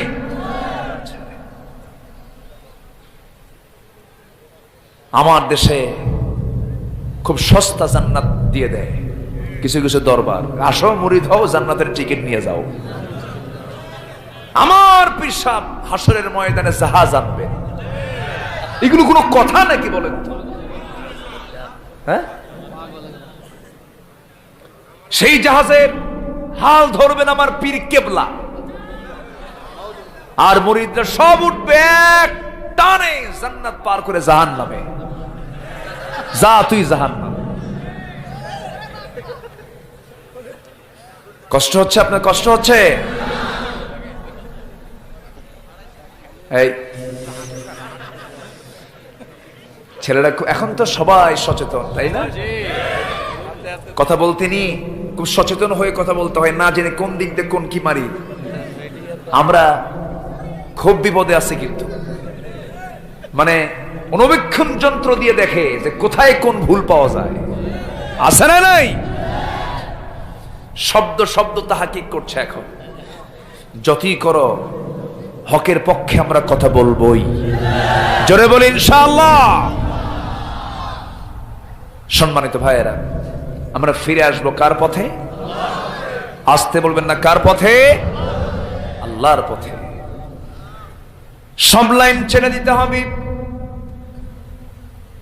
আমাদের পরিচয় কোনো দরবারের মুরিদ দিয়ে আমাদের পরিচয় নয়, আমাদের পরিচয় আহলে হাদিস নয়, আমাদের পরিচয় আহলে কোরআন নয়, আমাদের পরিচয় মাযহাব নয়। আমরা এরকম কোন পরিচয় পরিচিত হতে চাই না। আমাদের পরিচয় হলো হুয়া সাম্মাকুমুল মুসলিমিন, আমাদের পরিচয় হলো মুসলমান। আমরা কি মুসলমান? এক হও, নচেত পিঠের চামড়া কারোই থাকবে না, পিঠের চামড়া কারোই থাকবে না, থাকবে না। এক মোল্লা আরেক মোল্লারও গালিগালাজ করো, তোমারও খবর আছে, ঠিক কিনা? উকিলতু ইয়াওমা উকিলে সাউরুল আবিয়াদ। সম্মানিত ভাইয়েরা, গালিগালাজ বন্ধ করতে হবে, ঠিক কিনা? আলেমের ভাষা কি এরকম হয় কখনো? আশ্চর্য কথা, একটা আলেম কি তার মুখ থেকে এমন জাতীয় শব্দ চয়ন করতে পারে? মুখ থেকে কি শব্দটা, যেটা বলার, যেটা বলতে গেলেও তো একটা রুচিতে বাধা উচিত ছিল, ঠিক কিনা?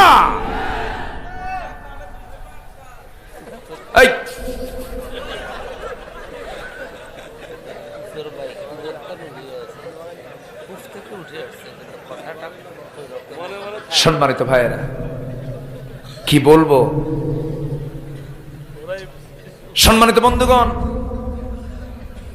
আমি ছোটবেলায় আব্বার সঙ্গে মাঝে মাঝে পাবলিক বাসে উঠতাম। তো পাবলিক বাসে একদিন উঠে, আগে তো লেখা থাকতো ওই বিভিন্ন ওই গাড়ির ভিতরে লেখা থাকতো বিরতিহীন, এরপরে ড্রাইভারের সঙ্গে কথা বলবেন না, চলা অবস্থায় ব্যবহার বংশের পরিচয়। আমি আব্বাকে বলতাম, আব্বা এটা কি ব্যবহার? মানে ছোট তো, এটা ব্যবহার বংশের কি? ব্যবহার বংশের পরিচয়? তখন বলতো যে বাবা, এটা আচরণ, চরিত্র, মুআমালাত, এটা হলো বংশের পরিচয়। এক রাজা তার রাজকন্যাকে বিয়ে দিয়েছে শিক্ষিত একটা ছেলের সাথে, শিক্ষিত, উচ্চ শিক্ষিত, হায়ার এডুকেটেড, বিয়ে দিয়েছে। বিয়ে দেওয়ার পর জামাই কোন লোকের সঙ্গে যখন দেখা করতে যায়, তখন আগে চেহারা না থেকে আগে জুতা দেখে, আগে নিচের দিকে তাকায়। রাজার সন্দেহ হলো যে এত শিক্ষা দীক্ষা দেখে আমার মেয়েটাকে বিয়ে দিলাম, মুখের দিকে না তাকায় পায়ের দিকে তাকায় কেন? দেখো তোর গোষ্ঠী, দেখো তো ওর বংশ দেখো। তো বংশ খুঁজে দেখা গেল, বললো যে জাহাপনায় এ তো মুচির বংশ। দেখবেন আপনি যখন কোনো মুচির দোকানের সামনে দিয়ে যাবেন, তখন ওরা কি চেহারার দিকে আগে তাকায় না জুতার দিকে আগে তাকায়? জুতার দিকে। আমি এটাকে খাটো চোখে দেখছি না, ইসলামে কোন পেশাকে ইসলাম খাটো চোখে দেখেও না, আলহামদুলিল্লাহ। কামার ছিলেন খাব্বাব ইবনুল আরাত রাদিয়াল্লাহু তাআলা আনহু, তাকে সম্মান কে দিয়েছেন? কিন্তু এরপরেও বিয়ের ক্ষেত্রে বংশ দেখার দরকার বলেছেন মুহাম্মদ সাল্লাল্লাহু। কুয়ার ব্যাং সাগরে পড়লে যা হয়, বোঝেন নাই? এগুলো করা ঠিক না। আল্লাহ তুমি সবাইকে বোঝার তৌফিক দিয়ে দাও। আমরা কাদা সরাসরি করতে চাই না, আমরা সবাইকে বরণ করতে চাই, আমরা সবাইকে মহব্বত করে বুকের সঙ্গে আলিঙ্গন করতে চাই। দয়া করে বৃহত্তর যেগুলো বাতিল গোষ্ঠী, ওগুলোর বিরুদ্ধে কথা বলো, আলেম আলেম লেগো না। আমরা এক হয়ে যাই, আল্লাহ কবুল করুন, জোরে বলি আমিন। আমরা কিলেকিলি করি আর ওরা হাসে, বাতিলরা হাসে না? বাতিলরা হাসে। আমরা ওইদিকে যাব না, জোরে বলি ইনশাআল্লাহ। আমরা ঘুরে দাঁড়াবো কার সামনে? আসতে বলবেন না, কার সামনে? আলোচনা শুনতে কি কষ্ট হচ্ছে? রাসূল এরকম করে মাঝে মাঝে ওয়াজ করতেন, আবার সাহাবীদের মুখ থেকে ওয়াজ শুনতেন। একদিন এক সাহাবীর সামনে থেকে দাঁড়ায় বলে, হুজুর আমার একটা ওয়াজ আছে, আপনি শুনবেন? কে বলো? আমার রাসূলের বৈশিষ্ট্য ছিল, যখন কেউ কোনো কথা শুরু করতো শেষ না হওয়া পর্যন্ত তিনি মনোযোগ দিয়ে শুনতেন। আমাদের মধ্যে আবার কিছু কিছু লোক আছে, কিছু কথা শুরু, এই থামতো, আসেন এই স্বভাবটা ছিল না আমার রাসূলের ভিতরে। এক সাহাবী বললেন, ইয়া রাসূলুল্লাহ আমি একটু কথা বলবো। কি বলবে বলো তো? সামনে দাঁড়ায় বলছেন, হুজুর আমার ওয়াজ হলো জাহিলি যুগের ওয়াজ। আমি যখন ইসলাম পাইনি, আমি যখন দিন পাইনি, আমি এক মূর্তির পূজা করতাম, এক দেবতাকে আমি সর্বক্ষণ কাছে রাখতাম, সে মূর্তিটাকে হাতে রাখতাম, বুকে রাখতাম, সম্মান করতাম, ভক্তি করতাম, সৌভাগ্যের প্রতীক মনে করতাম। একদিন আমি কোথাও যাচ্ছি, তাকে সাথে নিয়ে যাচ্ছিলাম, হঠাৎ করে আমার প্রকৃতির চাপ চলে এলো, আমি হাজত সারার জন্য ভাবলাম যে এটাকে সাথে করে নিয়ে যাই কেমনে, উঁচু একটা স্থানে রেখে যথাযোগ্য সম্মান দেখিয়ে আমি আড়াল হয়ে গেলাম। প্রকৃতির চাপ কাফার করে শৌচকার্য কমপ্লিট করে আমি এসে ওই মূর্তির দিকে আমি এগিয়ে আসলাম যে মূর্তিটা আমি আমার হাতের মধ্যে নেব। দেখি ইয়া রাসূলুল্লাহ মূর্তির আপদ মস্তক মাথা থেকে পা পর্যন্ত পানি দিয়ে ভেজা। ভাবলাম এটা রহমতের পানি। রাসূল মুস্কি মুস্কি করে হাসতেছেন। এই ভেবে আমি বুক ভরা আশা নিয়ে বিশাল একটি মানসিক তৃপ্তি নিয়ে ভাবলাম এত সুন্দর রহমতের পানি ঝরছে আমার দেবতার গা জুড়ে, একটু চাটন দেই। এক লেহন দেওয়া মাত্রই দেখি আমতা আমতা গন্ধ। আমার রাসূল মুস্কি মুস্কি হাসেন, সাহাবীরা দেহেক অর্থাৎ একটু আওয়াজ দিয়ে হাসতেছেন। তো সামনের দিকে দেখি হুজুর, দেখি যে একটা কুকুর লেজটা ঝেড়ে ঝেড়ে সামনের দিকে যাচ্ছে। ভাবলাম এই কুত্তাই তো কাম সারছে। আমি আমার রাগ আর কন্ট্রোল করতে পারলাম না। আমার সর্বশক্তি নিয়োগ করে ওই দেবতাকে হাতের মধ্যে নিয়ে মারলাম এক আছাড়ে গুঁড়া করে টুকরো টুকরো করে। আমি ভাবলাম যা না, এ আমার কখনো রব হতে পারে না। যে রব তার নিজের অস্তিত্ব রক্ষা করতে পারে না সে আবার রব হয় কেমনে? আমি আপনার সামনে এসে হাজির হয়ে আমি আমার আসল রব আকাশের মালিককে খুঁজে পেয়েছি। জোরে বলি সুবহানাল্লাহ, জোরে বলি সুবহানাল্লাহ। আমার নবীজি মাঝে মাঝে ওয়াজ শুনতেন, আবার মাঝে মাঝে তিনি বিভিন্ন ইতিহাস টানতেন। ইতিহাস টেনে টেনে কথা বলতেন। একদিন বলেন, সাহাবীরা আমি কি তোমাদেরকে আগের যুগের একটা কথা বলবো? হ্যাঁ ইয়া রাসূলুল্লাহ আপনি বলুন। রাসূল যখন কথা বলতেন সাহাবা কেরাম নড়াচড়া করতেন না চুপ থাকতেন? ওঠা বসা করতেন না চুপ থাকতেন? এটা কোরআনের আদব। এটা কিসের আদব? কোরআনের আদব। আমার নবীজি একদিন বলছেন, সাহাবীরা আমাদের আগের যুগে বনি ইসরাঈলদের যুগে তিনজন আল্লাহর পছন্দের গোলাম, তিনজন ইয়াং যুবক, তিনি ইয়াং ছেলে। তারা করলো কি, বাড়ি থেকে বের হয়ে গেল কোথাও বেড়ানোর জন্য। বেড়াতে গিয়ে পাহাড়ি অঞ্চল যখন তারা অতিক্রম করছিল, হঠাৎ করে পাহাড়ি একটা ঝড় চলে এলো। সেই প্রচন্ড ঝড়, শুধু ঝড়ের সঙ্গে শুধু বাতাসই নয়, তার সঙ্গে বৃষ্টিও পড়া শুরু হয়ে গেল। টিকতে পারলো না বাইরে, আশ্রয় নিতে নিয়ে তারা একটা পাহাড়ের গুহা চয়েস করলো। পাহাড়ের গুহার মধ্যে ঢুকে পড়লো। প্রচন্ড পাহাড়ি বর্ষণ হচ্ছে, বৃষ্টি হচ্ছে। এমন সময় দেখা গেল ভিতরে ঢোকা মাত্রই উপর থেকে একটা পাথর এসে সেই গুহার মুখে চাপা লেগে গেল। গুহার মুখটা যখন ঢেকে গেল, নিশ্চিত মৃত্যু ছাড়া কোনো উপায় নাই। ওই তিন যুবক ওই পাহাড়ি গুহার মধ্যে বসে চোখের পানি ফেলে ফেলে কান্দে। আমার নবীজির ইতিহাস সাহাবায়ে কেরাম মনোযোগ দিয়ে শুনছিলেন। রাসূল বললেন, সাহাবী এই তিনজন গোলাম চোখের পানি ফেলে ফেলে দিয়া কান্দে। এক যুবক দোয়া করতেছে, আল্লাহ জীবনে তেমন কোনো ভালো কাজ করতে পারি নাই, তবে একটা কাজ আমি একটা রাতের বেলা করেছিলাম, জানি না তুমি আল্লাহ আমার এই কাজটা কবুল করেছো কিনা। আমি অনেক রাত্রে আমি বাড়িতে ফিরলাম, আমার স্ত্রী পরিবার পরিজন আছে। ঘরের মধ্যে ঢোকা মাত্রই আমার স্ত্রী আমার ক্লান্ত শ্রান্ত চেহারা দেখে এক গ্লাস দুধ আমাকে খাওয়ার জন্য বলল। আমার পাশে সন্তানও ছিল, সন্তানটাও দুধ খেতে চাইলো, সন্তানকে দেই নাই, আমিও নিজেও খাই নাই। আমার মনে পড়ে গেছে আমার পাশের ঘরে আছেন বুড়া মা, বৃদ্ধা মা আছেন। সেই মার কথা মনে করে আমি আস্তে করে মার ঘরে চলে গেলাম। মাকে ডাক দিলাম, বললাম, মা তোমাকে আমি দুধ খাওয়াতে এসেছি, তুমি এই গ্লাসের দুধটা তুমি পান করো, আমি চেয়ে চেয়ে দেখবো। আমার মা দুধ পান করেছেন, আমার জন্য দোয়া করেছেন। আল্লাহ সেই রাতে আমি আমার সন্তানকেও দেই নাই, আমি নিজেও খাই নাই, মাকে প্রাধান্য দিয়েছি। এই দোয়া, এই কাজটা যদি তোমার দরবারে কবুল হয়, সেই রাতের ভালো কাজের ওসিলায় এই বিপদ থেকে তুমি আল্লাহ আমাদেরকে বাঁচাইয়া দাও। সহিহ হাদিস। ওই পাহাড়ের মুখ থেকে একটু পাথর সরে গেল। আর একজন যুবক দোয়া করে, আল্লাহ জীবনে তেমন কোনো ভালো কাজ করতে পারে নাই, তবে একটা কাজ আমি করেছি আমার মনে রাখার মতো। কোন একজন লেবার, কোন একজন শ্রমিক আমার কাছে কাজ করতে এসেছিল, সকাল সন্ধ্যা কাজ করেছিল, কিন্তু আমি তাকে পেমেন্টটা দেই নাই, আমি তার পারিশ্রমিক দেই নাই। সেই পারিশ্রমিক তাকে দেওয়ার সুযোগটাও পেলাম না। সে আমার কাছ থেকে অনেকদিন যাবত দূরে রয়ে গেল, আমি তাকে কাছে পেলাম না। ওই টাকা দিয়ে আমি একটা ছাগি ক্রয় করি, সেই ছাগি থেকে আরো কিছু ছাগির জন্ম হয়, একটা ছাগল পাল হয়ে গেল। অনেকদিন পর সে যখন আমার সঙ্গে সাক্ষাৎ করতে এসেছিল, ইয়া আল্লাহ, আমি সেই দিন তাকে সেই পেমেন্টটা না দিয়ে টোটাল ছাগল পালটা আমি তাকে দিয়ে দিয়েছিলাম। আমানতটাকে রক্ষা করার চেষ্টা করেছি। আল্লাহ মেহেরবানি করে এই কাজ যদি তোমার পছন্দ হয়ে যায়, এই বিপদ থেকে তুমি আল্লাহ আমাদের উদ্ধার করো। সেই পাহাড়ের মুখ থেকে আরেকটু সেই পাথরটা একটু সরে গেল, মুখটা ফাঁকা হয়ে যাচ্ছে। আরেকজন আল্লাহর গোলাম, আরেকজন ইয়াং যুবক আল্লাহর কাছে কেঁদে কেঁদে বলে, চোখের পানি ফেলে ফেলে বলছে, আল্লাহ, তেমন কোনো কাজ করতে পারি নাই জীবনে, তেমন কোনো ভালো কাজ আমার জীবনে খুঁজে পাই নাই। তবে একটা কাজ আমি করার চেষ্টা করেছি, সেটা হলো কোন এক রাতের আধারে আমার চাচাতো বোন আমার ঘরের মধ্যে যখন ঢুকে পড়লো, আমরা দুজন মিলে জিনার কাজে লিপ্ত হয়ে যাব।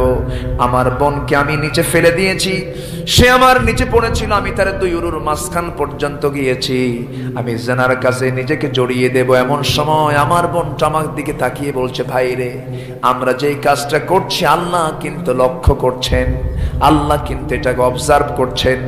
সঙ্গে সঙ্গে আল্লাহ আমার বোনের ওই দাওয়াতকে আমি প্রত্যাখ্যান করিনি, ওই জায়গা থেকে আমি সিরিয়াস পয়েন্ট থেকে আমি নিজেকে গুটিয়ে রেখে আমার যৌবনকে কন্ট্রোল করেছি। আল্লাহ মেহেরবানি করে এই বিপদ থেকে তুমি আল্লাহ আমাদের বাঁচাইয়া দাও। সেই পাহাড়ের মুখ থেকে গোটা পাথরটা সরে গেল, 3 যুবক সেই বিপদ থেকে উদ্ধার হয়ে গেল। এই ঘটনায় কয়টা শিক্ষা বলেন? আসতে বলবেন না, কয়টা শিক্ষা? আমরা শিক্ষাগুলো নিয়ে যাব, জোরে বলি ইনশাআল্লাহ। 1 নাম্বার, বাপ মার গুরুত্ব আছে না নাই? আসতে বলবেন না, আছে না নাই? সে বাপ মার খেদমত করবো, বাপ মা ইয়াং কালে না বুড়া কালে? বলেন বলেন বলেন। ইয়াং কালে কেন? বাপ মা যখন বুড়া হয়ে যাবেন তখন আমি ইয়াং হব, আর বাপ মা যখন ইয়াং ছিলেন তখন আমি শিশু। তখন আমি কি? শিশু। ইম্মা ইয়াবলুগান্না ইনদাকাল কিবারা। আল্লাহ এই জন্য কিবারা বলেননি। আমার আব্বা আম্মা যখন ইয়াং তখন আমি শিশু, তখন আব্বা আম্মা ইয়াং থেকে আমার সেবা করেছেন। আর আমি যখন যুবকে পরিণত হব, আমি যখন পরিণত বয়সে পরিণত হব, তখন আমার আব্বা হয়ে যাবেন শিশু, আব্বা আম্মা হয়ে যাবেন শিশু। ইম্মা ইয়াবলুগান্না ইনদাকাল কিবারা। সেই সময় ওই আব্বা আম্মার সঙ্গে কোনো নাফরমানি করা যাবে না, খারাপ আচরণ করা যাবে না, সুন্দর করে কথা বলতে হবে। খরচ করবেন কোথায়, টাকা যে কামাই হয় খরচ হবে কোথায়, সেই খাত কোরআনে আছে না নাই? আসতে বলবেন না, আছে না নাই? আছে। সেই খরচের খাতগুলো কি কি? সামাজিক খাতের মধ্যে কোন কোন খাত রাসূলকে প্রশ্ন করা হয়েছিল। সেই সময় আল্লাহ পাক আয়াত নাযিল করে বললেন, ইয়াসআলুনাকা মাযা ينفقون قل ما أنفقتم من خير فللوالدين والأقربين। জোরে বলুন আল্লাহু আকবার। হে রাসূল, আপনাকে প্রশ্ন করবে, খরচ করবে কোথায়, আপনি বলে দেন খরচের 1 নাম্বার খাত হলো বউ বাচ্চা না বাপ মা? বলেন বলেন বলেন। বউ বাচ্চা না বাবা মা? আগে বউ না বাবা? আগে বাচ্চা না মা? আগে মা। আগে আব্বা আম্মার জন্য খরচ করতে হবে। আল্লাহ তো সিরিয়ালি বলে দিয়েছেন, ইয়াসআলুনাকা মাযা ইউনফিকুন কুল মা আনফাকতুম মিন খাইরিন ফালিল ওয়ালিদাইনি ওয়াল আকরাবিন। তোমার পিতামাতার জন্য, এরপর আল আকরাবিন তোমার নিকটাত্মীয়, তোমার নিকটজনের জন্য, বউ বাচ্চার জন্য তুমি খরচ করো। আমার ভাইরা, আজ দুঃখ লাগে, সবার ঘর হয় কিন্তু বাপ মার ঘর হয় সিঁড়ির তলে। আমি কি ভুল বলতেছি?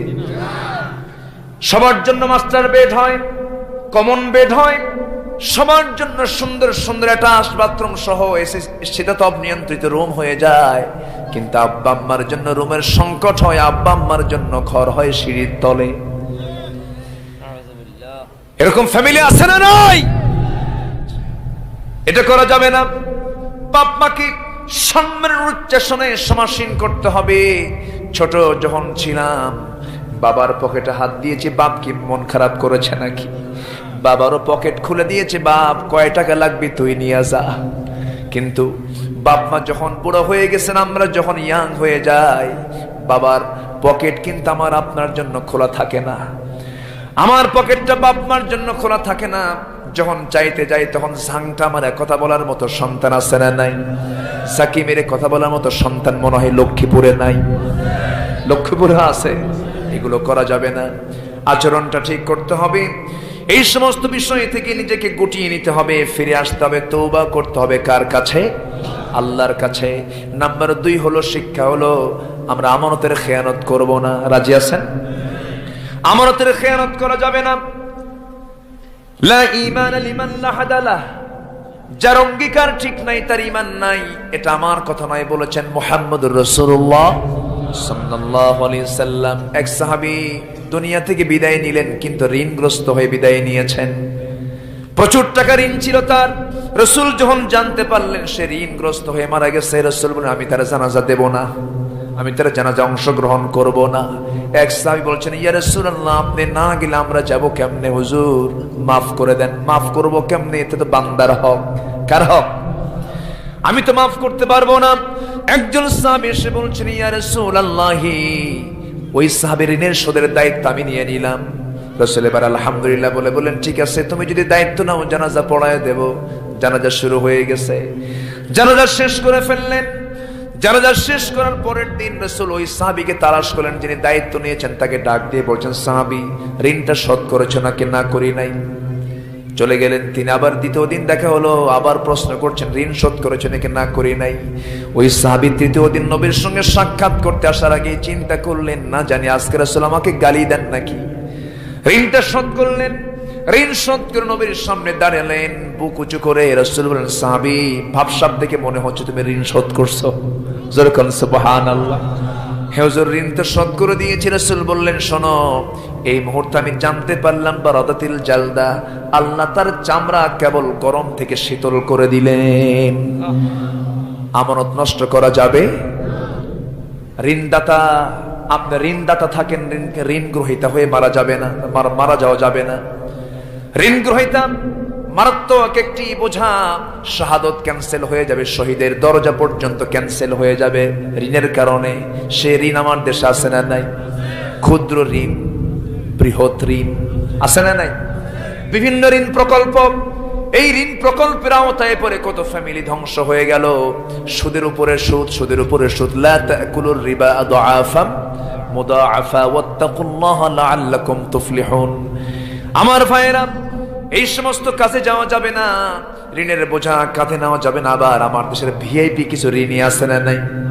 ভিআইপি ঋণী এমনি সব করে ঋণ করে, হাজার হাজার কোটি টাকা ঋণ করে। তো না, ওটা আগে নিয়ে নাই, ইহ জনমের শোধ করার দরকার নাই। এরকম ঋণ খেলাপি আছে না নাই? ঋণ খেলাপিদের বয়কট করুন, এই স্লোগান ওখানে দেওয়া থাকে, ঋণ খেলাপিদের বয়কট করুন। ঋণ খেলাপিদের বয়কট করবেন কেমনে? ঋণ খেলাপিদের তারাই হয় যারা দেশ চালায়, ঠিক কিনা? কোথায় বলবেন আপনি? যে সরিষাতে ভূত তাড়াবেন তার মধ্যেই ভূত।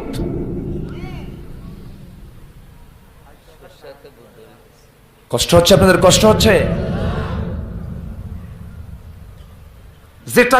যে লোকটা টাকা পায় সেই বিপদে থাকে এখন, আর যে লোক টাকা দেয় সেই বিপদে পড়ে থাকে, আর যে লোক টাকা নিয়ে বসে আছে তার কোনো বিপদ নাই, ঠিক কিনা? ঋণদাতা বিপদে না ঋণ গ্রহীতা বিপদে? ঋণদাতা বিপদে পড়ে যায়। যে টাকা পায়, ঋণ গ্রহীতার কাছে গিয়ে যদি বলে ভাই টাকাটা দিবা না, প্রথম দিন চেহারা কালো, দ্বিতীয় দিন বললে আরো চেহারা কালো, তৃতীয় দিন ভাই তুমি কি আসলে সত্যি টাকা দিবা না? তুই কি আমার ভাব দেখে এখনো টের পাস না? এরকম আসে না নাই? বলেন আসে না নাই? শেষ পর্যন্ত রাগের ঠেলায় ঋণদাতা বলে যা, ইহ জনমের তোর কাছ থেকে টাকা চাবো না, হাসরে তুলে নেব। হাসতে হাসতে এখন ঋণ গ্রহীতা কয় যাক লম্বা ডেট পাইছি। ইমান আছে? আসতে বলবেন ইমান আছে? ইমান নাই। এই জন্য এগুলো থেকে ফিরে আসবো আমরা। ইল্লা মান তাবা, আমরা ফিরবো কার পথে? আল্লাহর পথে। আরেকটা শিক্ষা আমরা পেলাম, সেই শিক্ষা আজকের যুবকদের ভিতরে থাকা চাই। যুবকরা সমাজে ছড়িয়ে ছিটিয়ে বেহাপনা আছে না নাই বলেন? সুন্দরী মেয়েরা অর্ধলগ্ন হয়ে বাইরে বের হয়, নিক্কন নিক্কন সুরে কথা বলে, ঝাঁকি ঝাঁকি মেরে হাসে, নিক্কন সুরে হাঁটি, নিক্কন সুরে কথা বলে। শরীরটা হেলে দুলে হাঁটে, পরপুরুষকে আকৃষ্ট করার জন্য হাঁটে। আমার যুবক ভাইরা, এই ক্ষেত্রে অবশ্যই নিজেকে নিয়ন্ত্রণ করার দরকার আছে না নাই? মন চেয়ে থাকি, মন চাইলেই তো চাওয়া যাবে না। মনকে চায় না? ঠিক। মন চায়, মন চায়। দেখেন এখন আর কিছু কয় না, খেলে হাসে। মন তো চাবি অনেক কিছু, কিন্তু চাইলেও চাওয়া যাবে, চাওয়া যাবে না। হ্যাঁ, মন তো চাবি, মন চাওয়া যায়, কিন্তু বৈধ কায়দায় না অবৈধ কায়দায়? বৈধ কায়দায়। বিয়ে করো, ঠিক আছে না? এখন কও ঠিক, এখন ঠিক কও, কিন্তু আগে চাইতে চায় ঠিক, তাহলে তো বেকায়দা। কি কথা কি বোঝা যায়? বিয়ে করতে হবে। বিয়ে করার পরামর্শ কে দিয়েছেন? আসতে বলবেন না, কে দিয়েছেন? فانكحوا ما طاب لكم من النساء مثنى وثلاث ورباع। 2 3 4 চারটা তুমি বিয়ে করো। এখন আমার এই আলোচনা শোনার পরে এই এলাকার মায়েরা যে কি মনে মনে ভাবতেছে, হুজুর কোন হুজুরে দাওয়াত দিলাম, 4টা বিয়ে করার অর্ডার দিয়ে গেল হুজুর, তাই না? এই তো মহা মুশকিল। কিন্তু এটা কি আমার ওয়াজ না আল্লাহর ওয়াজ? আসতে বলবেন না, কার ওয়াজ? আবার এটাও বলেছেন, শোনো, ফাইন খিফতুম, আশঙ্কা যদি হয়, সেই ক্ষেত্রে আল্লাহ তা'দিলু ফাওয়াহিদাতান, সেই ক্ষেত্রে তোমার একটাই যথেষ্ট। কার পরামর্শ? আসতে বলবেন না, কার পরামর্শ? এখন মায়েরা বলতেছে, হুজুর আপনি খুব ভালো, কিন্তু আল্লাহ পাক চান না সমাজে জেনার সয়লাভ হোক, জেনায় সমাজ ভরে যাক, এটা আল্লাহ চান না। বিয়ে কর, তবু তুই অকাম করিস না, ঠিক কিনা? এটা কার পরামর্শ? আল্লাহর পরামর্শ। আজকে সমাজে বিয়ে বেশি না জেনা বেশি? বিয়ে বেশি না জেনা বেশি? আবার বিয়ে করেও জেনা হচ্ছে, কয়বার তালাক দিয়ে আবার নেয়, আছে না নাই? আখিরি জামানায় এই ফিতনা হবে, বইয়ের মতো থাকবে বাড়িতে, কিন্তু সেই বউটা তালাক হয়ে গেছে বহু আগে, জেনার সম্পর্ক গড়ে ওঠে, এরকম পরিবার আছে না নাই? এগুলো থেকে নিজেকে পরহেজ থাকতে হবে যুবক ভাইয়েরা। আমরা সর্বক্ষেত্রে স্মরণ করব কার বিধান? আসতে বলবেন না, কার বিধান? আল্লাহর বিধান। তাহলে আমরা শিক্ষা পেলাম হলো, আমানতের খেয়ানত করব না, পিতামাতার সঙ্গে নাফরমানি করব না, আর যৌবনকে কন্ট্রোল করে অবৈধ কোনো পথে আমরা নিজেকে জড়াবো না। মাফ করে দিবেন কে? মাফ করে দিবেন কে? আল্লাহ রাব্বুল আলামিন বলেন, তুমি যদি 3টা কাজ করো, তওবা করে যদি ফিরে আসো, ওয়া আমানা, এবং যদি ভালো করে ঈমান টানতে পারো, ওয়া আমিলা সলিহান, ভালো কাজগুলো করতে পারো, এই 3টি কাজ করার মধ্য দিয়ে কি হবে? ফাউলাইকা ইয়াদখুলুনাল জান্নাতা ওয়া লা ইউযলামুনা শাইআ। এই 3টি কাজের বিনিময়ে আল্লাহ বলছেন, এই সমস্ত বান্দাগুলো সেই জান্নাতে প্রবেশ করবে যে জান্নাতে বিন্দু পরিমাণ কোনো জুলুম থাকবে না। জোরে বলি সুবহানাল্লাহ। আল্লাহ তুমি এই 3টি কাজ করার সবাইকে তৌফিক